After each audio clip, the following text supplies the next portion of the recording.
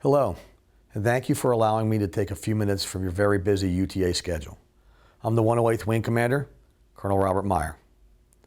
As I sat at my desk this morning, gathering my thoughts for today's training on sexual assault in the military, I happened to glance over to a picture of my children, and I had this thought. Would I want them to join the 108th Wing?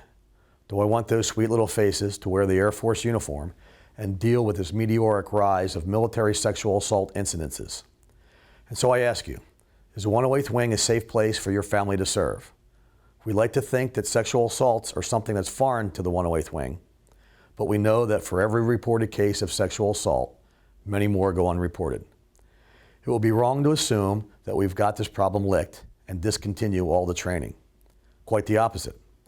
We need to continue the training, continue talking about prevention methods, continue identifying offenders, and continue to learn how to be better wingmen. Military sexual assault is a problem.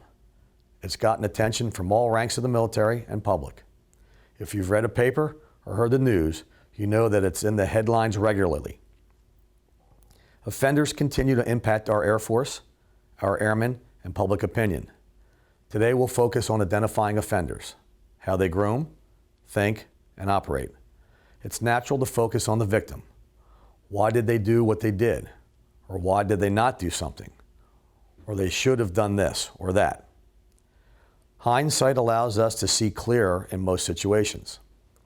Though we always focus on the needs of the victims, making sure they receive any support and services they may need, today I want to put the offender under the microscope and understand how they operate in our environment.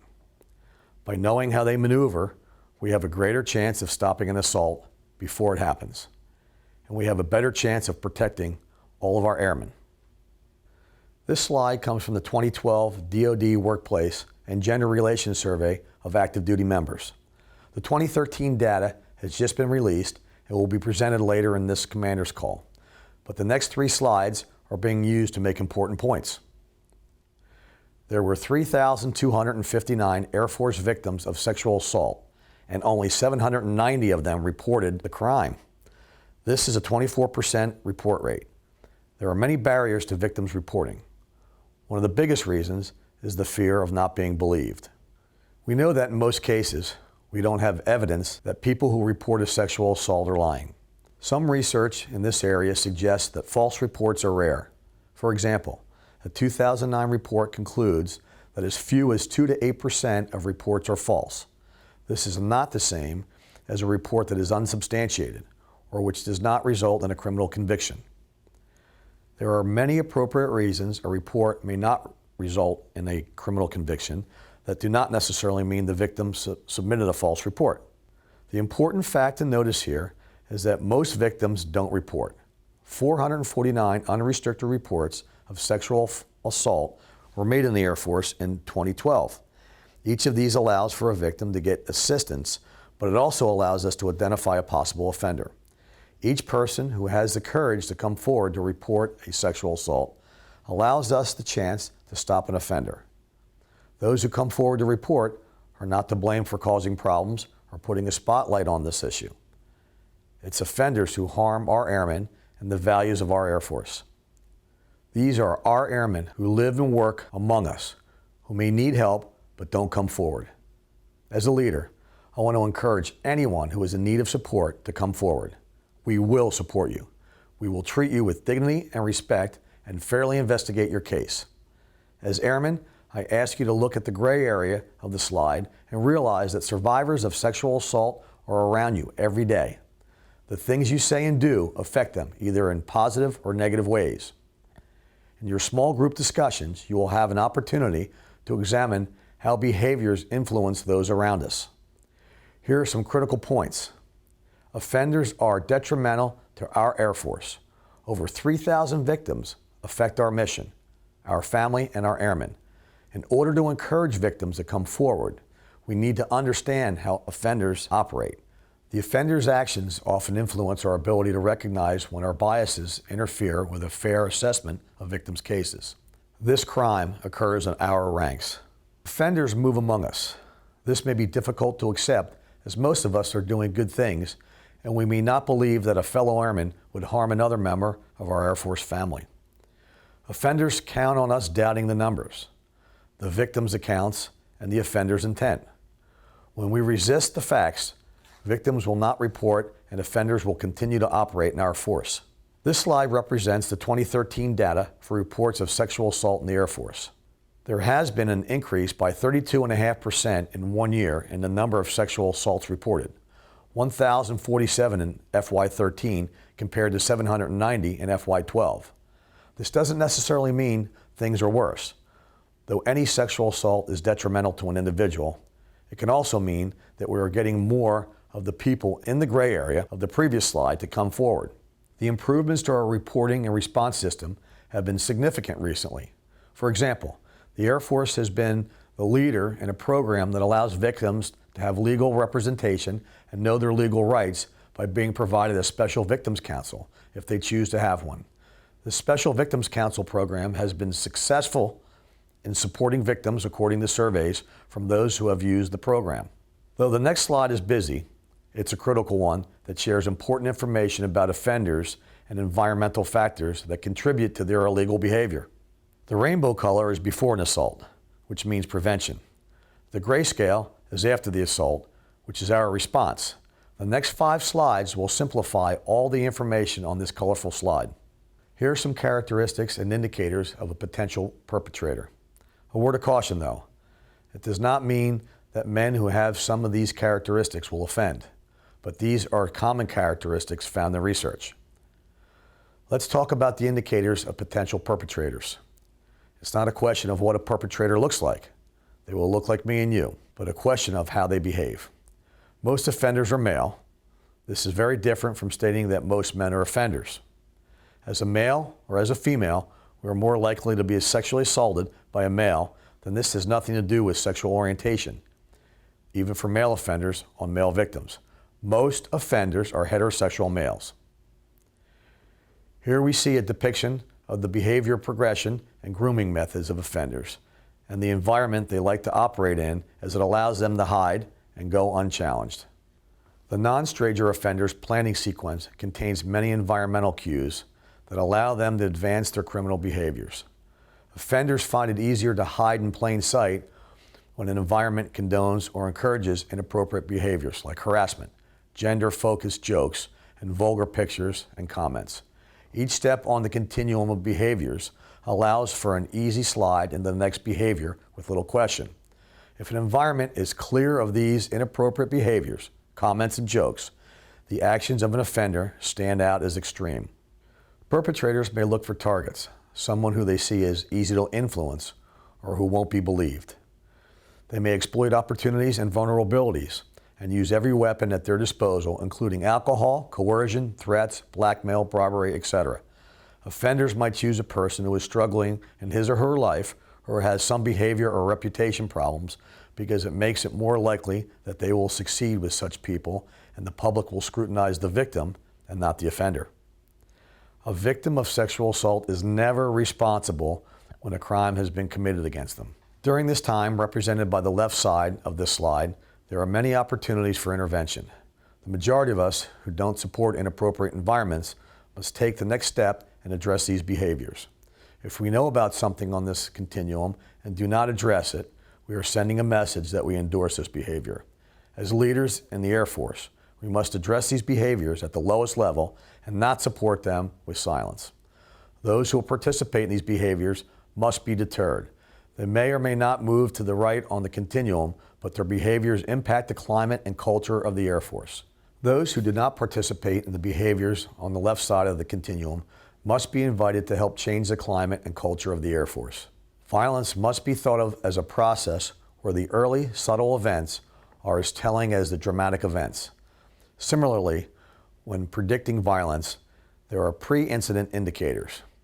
When we know these indicators, we can address them before they become criminal acts. Just as we do checks on file plans, equipment, standard operating procedures, etc., we must do the same with our environment before criminals take advantage of the situation and our airmen. The center of this slide is about criminal behavior. It occurs when prevention efforts on all levels fail. from personal safety to bystander intervention to environments full of dignity and respect. It occurs because a person, the offender, decided to commit a crime. The grooming techniques and behaviors will be examined in detail to arm our force with information that can help stop offenders and help prevent sexual assault. Sexual assault includes acts of rape, sodomy, forced oral sex, and unwanted touching for sexual gratification. The attempt to do any of these acts falls within the definition of sexual assault. The right side of this slide is what happens when prevention does not work. This is a response. This is where we assist victims, hold investigations, and stop offenders. Though first responders and commanders have requirements in responding, so do all airmen. Here at the 108th Wing, it is my utmost priority that a victim of sexual assault is believed and receives the help that they need. After an assault, victims are assigned a victim advocate and have the option of filing a restricted or unrestricted report. The first thing we do when a victim comes forward is to conduct a safety assessment to make sure the victim is not in a position to be further harmed. Then we get the medical treatment, a forensic exam, legal support with a special victims counsel, and seek out counseling options and continued support, whatever each victim needs. In the response side of this continuum, it's critical that commanders, supervisors, and first responders mitigate re-traumatizing victims who make unrestricted reports. The victims of sexual assault have been through enough already. It is imperative that when an airman knows about a victim of sexual assault, that he or she also mitigates re-traumatization of the victim by not spreading rumors and by not placing judgment and blame. Airmen can support victims by getting them to the SARC or a victim advocate. They should withhold judgment on either party and allow both the victim and alleged offender to be treated with dignity throughout the process. Some unrestricted reports will have civilian, judicial, and disposition procedures based on jurisdiction, but our sexual assault prevention and response personnel are here to support victims throughout the process. Let's focus once again on the offender and take a look at some alarming statistics that should cause all of us to take pause. A study by Lissick and Miller found that 120 college-age men admitted to acts that met the legal definition of rape. None were reported and thus never prosecuted. A similar study conducted by McGuire-Dix with Navy recruits found 136 offenders admitted to acts that met the definition of rape. None were reported and thus never prosecuted. The serial offenders averaged 8 rapes per rapist. Roughly 12% of the male Navy recruits admitted to sexual assault from the time they were 14 years old through 1 year into their Navy enlistment.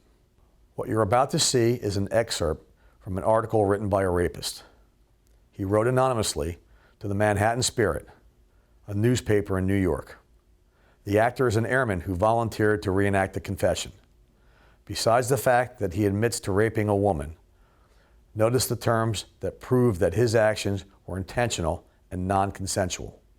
This is a real example of how offenders think. It's a good example of how they manipulate by insulating victims, justify their behaviors, and even place blame on the victims. It's also a good example of how a normal social situation, meeting people at a bar, drinking and socializing, allows offenders to hide in plain sight and continue their criminal behaviors.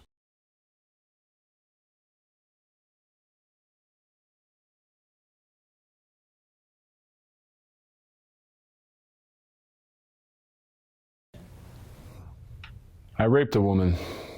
I don't believe that I'm a pathological sex offender, but at the same time, I raped. I met her at the bar. She was from England and had come to New York for a short time to tour with a musical review or something. When I walked in, I knew I wanted this girl. I wanted to have sex that night, and she looked like an inviting prospect. It was clear she'd been drinking before I'd arrived, and we had 3 or 4 drinks together. Our thighs rubbed together, my arm brushed against her breast. I was getting to her. We drank some more, and I grew confident that I was not going home alone that night. She was staying at a friend's place downtown, and I assumed that when we left together, it meant she was going over to my place. Once I had her out of the bar, she had no friends to help her, no one to call, nowhere to go except where I wanted her to go.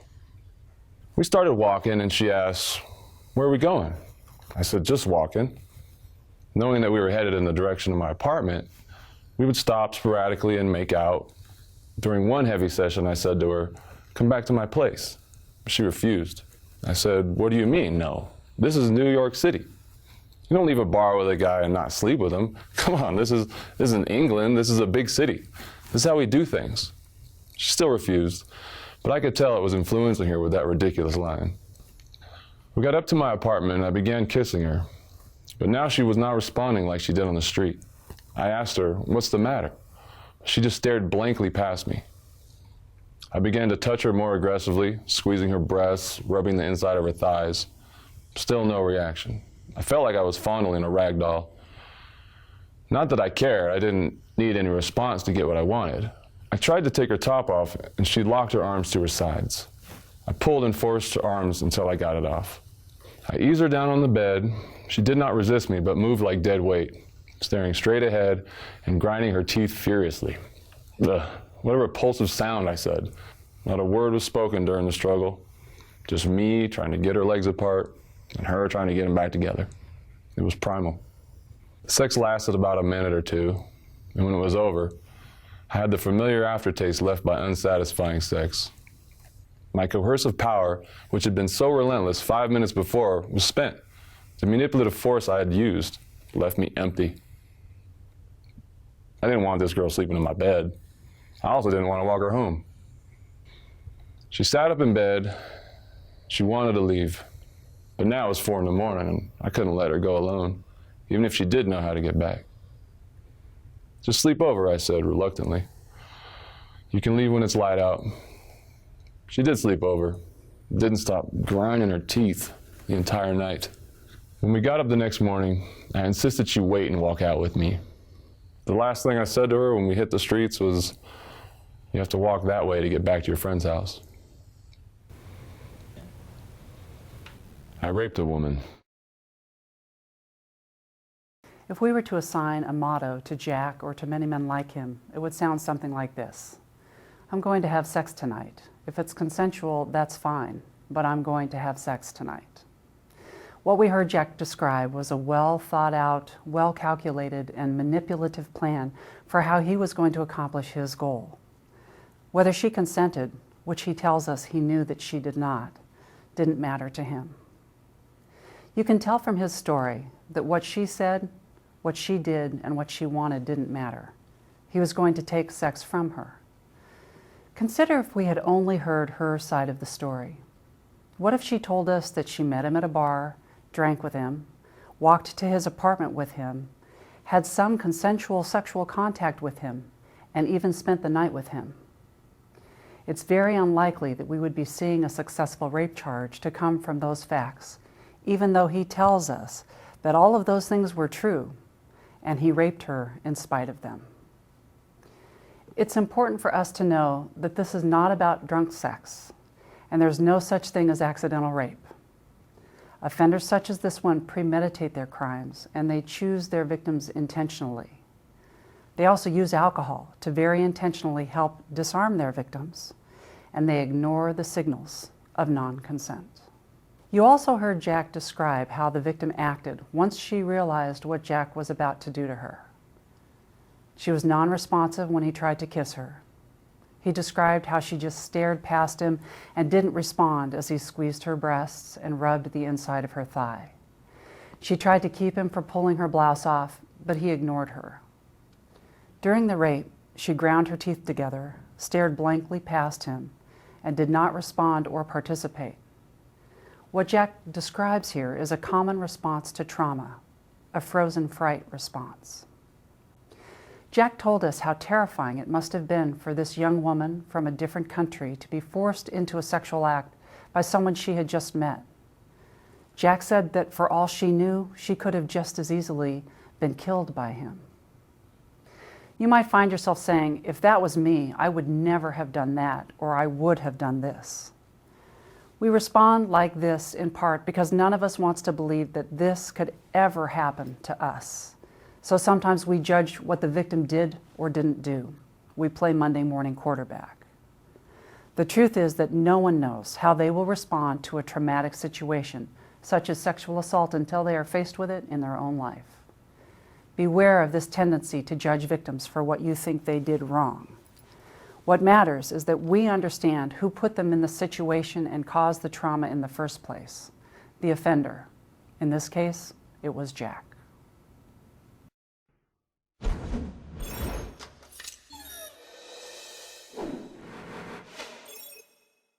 It's important to note that we are not focusing on the victim's behaviors here. You may be thinking, why did she? Or she should have.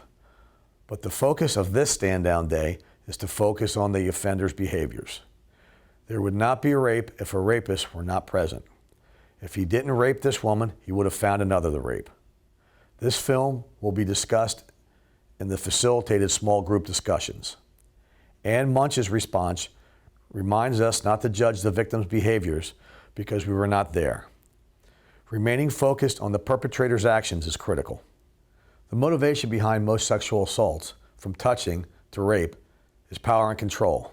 A person can take control, humiliate, intimidate, or act out power by raising a fist to someone they can sexually assault them. Rape isn't committed because someone can't stop themselves during a sexual encounter or because they made a mistake. Offenders intentionally perpetrate. No does not matter to them. Here are some critical points.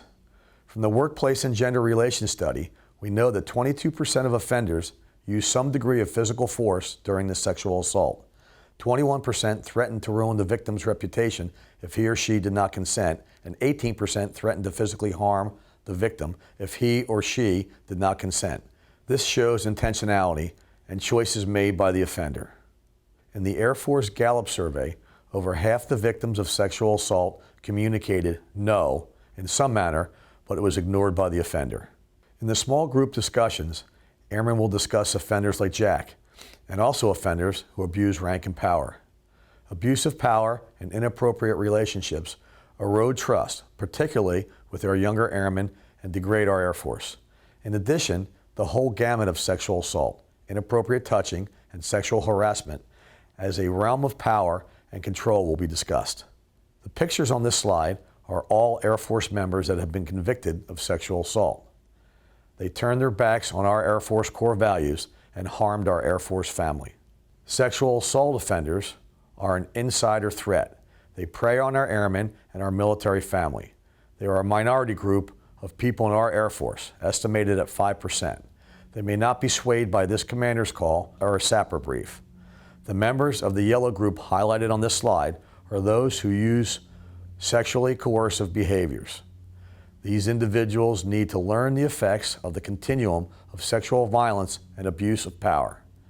They contribute to an environment that allows perpetrators to work among us. We can teach them the consequences of their behaviors and how they affect the issue of sexual assault and their airmen. Most of us belong to the green group. These are our airmen who are not harming others, not involved with sexual violence or any of the behaviors that fall on the continuum of harm, sexual innuendos, rape, jokes, inappropriate touching, harassment, etc. This is the group that has the most influence. We can change this issue of sexual assault.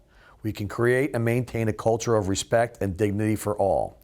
We can stand up against the others or say something to those who do not maintain the required Air Force culture. We can provide support for victims and help deter those who do not maintain our standards. The majority of us, with our values and our actions, can create prevention. We know that most of our audience is not involved with the perpetration of sexual assault. So it is critical that they understand that they have the influence by sheer numbers, and their values and actions are key to prevention. Risk reduction is an attempt to harden a target, but the target is still there. If we intervene at the earliest stages of inappropriate behaviors, we may make the environment safe. By addressing infractions of inappropriate sexual comments or sexual harassment, the majority of our airmen can influence their environment and prevent sexual assault. The next three interrelated slides outline the three objectives of the Air Force's Sapr strategy. By knowing more about offenders and being able to deter them, victims will be more likely to come forward. By addressing inappropriate behaviors in the environment, offenders receive the message that we, as an Air Force, will not support hiding criminal and disrespectful behaviors. When victims are comfortable coming forward, we will have more opportunities to stop offenders. When we understand how offenders operate, we stop prejudging victims and provide better support so they may report more often. Objective number 1 is to deter the perpetrator and eliminate the criminal behavior before it happens. We as airmen all need to know what constitutes consent, acceptable versus unacceptable behavior, the definitions of sexual assault, and predatory grooming behaviors. And we must be willing to intervene and confront inappropriate behavior. For myself and other leaders, we need to communicate clear standards of behavior and be consistent when holding airmen accountable when they fail to meet those standards. I want our justice agencies to focus on empowering the victim while conducting timely investigations. As we saw in earlier slides, more and more victims are coming forward, largely because airmen and leaders are trusting and supporting them rather than blaming them. We still have a lot of work to do in this area, but there is clear progress being made toward this objective. I feel like we here at the 108th Wing have made strides in building and reinforcing the Air Force climate. It is the norm here to treat each other with dignity and respect, both on and off duty, kind of like you would in a family. But these behaviors are learned, and that is why we are here having this talk today. As your commander, it is my responsibility to set clear standards and not only enforce them, but reinforce them. It is important that we frequently remind ourselves of our duty to respect and care for our fellow airmen. In this next slide, we see the relationship between an environment with sexual harassment and one where sexual assaults are committed. It is not a coincidence that the two graphs have similar shapes. The Sadler study found that in a military environment, women were 6 times more likely to be raped if they worked in a hostile environment where sexual harassment occurs. And when leaders and supervisors engage in sexually demeaning comments and gestures, there is an increase in the likelihood of a rape. The graph on the left shows the numbers of sexual assaults, and the one on the right shows the incidence of sexual harassment. The numbers are unacceptable, but I want you to notice the similarities in the two graphs. This is not a coincidence. There is a relationship between sexual harassment and sexual assault. When individuals, particularly leaders, allow sexual harassment to exist in their environment, there is an increased risk of sexual assault for women in that environment. This is where each of us can make a difference. Most of us won't be present during a sexual assault, but addressing inappropriate behaviors, comments, gestures, sexism, and rape jokes when they occur can have a direct effect on sexual assault. It sends a message to offenders that we're watching and that we will address those who counter our culture of dignity and respect. This slide shows examples of inappropriate items found in our Air Force environment that seek to undermine our Air Force culture. The sticker in the urinal was in a squadron's male restroom. The pictures on the right are from a military member's Facebook page, both ridiculing rape and sexual violence. Some may argue that this is being too sensitive and that these are just fun.